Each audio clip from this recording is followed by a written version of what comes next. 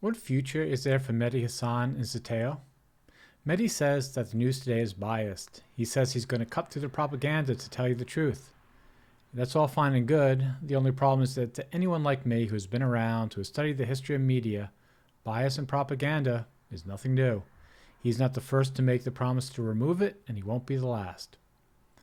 I need to review the fundamentals to explain how he's making a promise I don't believe he can keep, or anyone for that matter. I'll use a 4-day news cycle. Now, day 1, report the news. That's the day that something happens. Day 2, analysis of the news, more depth on why and how. Interview with experts, etc. Now, day 3, commentary. Columnists explain larger issues that the event says something about. And then day 4, outside opinions, letters to the editor, etc. That cycle can repeat many times for a single news story. That is, each new piece of news will go through the reporting, analysis, commentary, and feedback loop. At MSNBC, they have different people working on each of those domains. Again, reporting, analysis, commentary, and public response.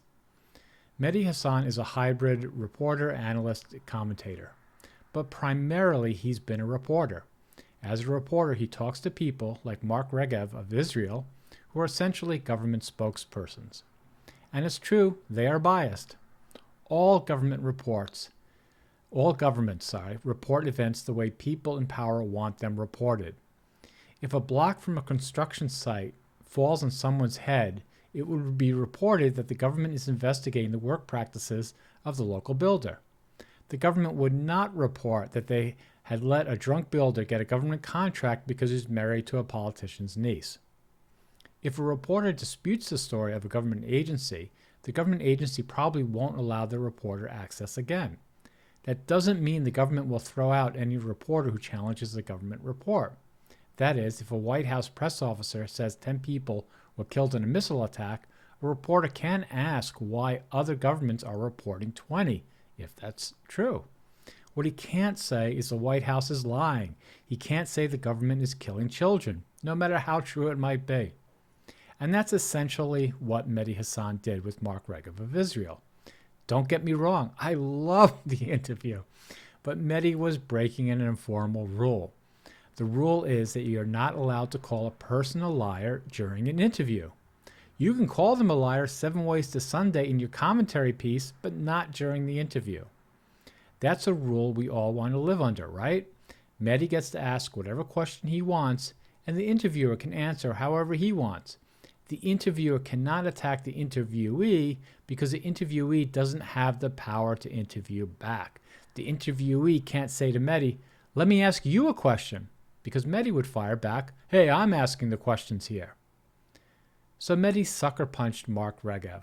Again, I enjoyed it, but still. He started using the reporter rules in the beginning, but then Mehdi went into commentary mode.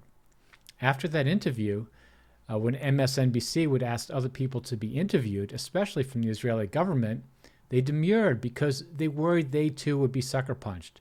MSNBC had to prove they were serious about respecting the boundaries of reporting by pushing Mehdi into commentary only. That's what happened, right? It said, okay, Mehdi, no more interviews with these government officials, just go do your commentary. And MSNBC did the right thing. Well, it's not the right thing. It's like the only thing you can do. I'll get into that.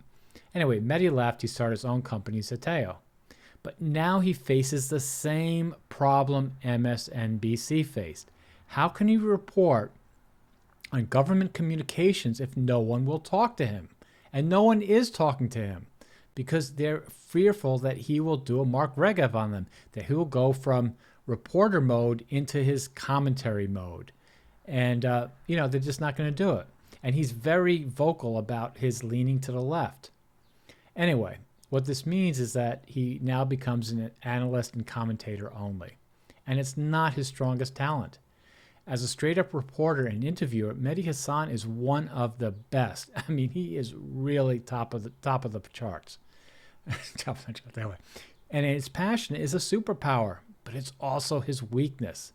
Mehdi wants it all. He wants to be reporter, analyst, and commentator. His opinions are too strong as a commentator, but if his opinions are too strong as a commentator, he won't get interviews. If his reporting is strong, he won't get to talk about issues he wants to talk about. You got to pick a lane. I think he's become a bit arrogant.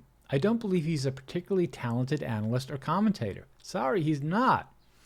Mehdi looks Mehdi looks down on Owen Jones a bit, which I find amusing.